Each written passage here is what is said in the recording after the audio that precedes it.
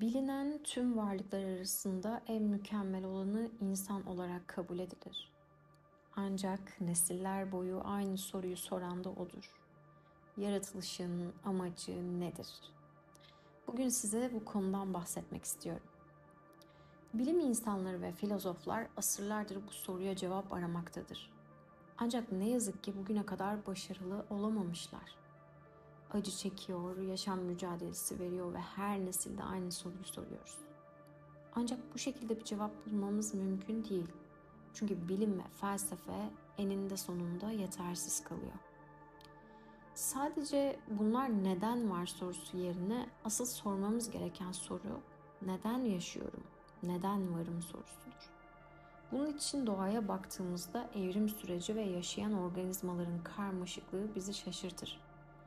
Örneğin yavru hayvanlar kısa bir sürede olgunlaşırken insanın büyümesi yıllar alır.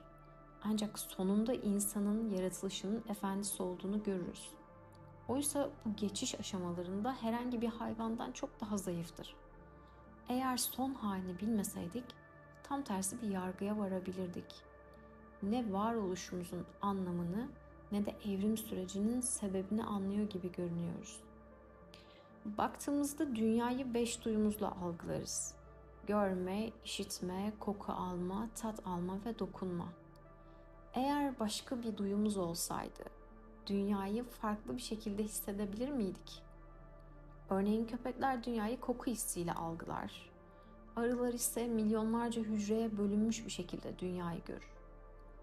Eğer sınırlı bir şekilde algılıyorsak, aynı hayvanlar gibi algılıyorsak, etrafımızı gerçekten hissedebilir miyiz?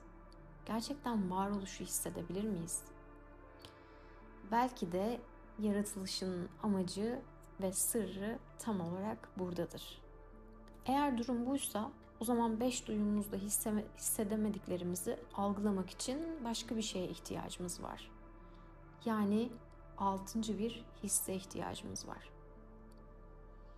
Ancak neden bu hissi doğuştan kazanmadık? Bu sorunun basit bir cevabı var. 6. hissi geliştirmek bize bağlıdır. Yani insanın çabasına, yani insanın özgür iradesine. İnsan diğer canlılardan farklı olarak çaba ile her şeyi öğrenir.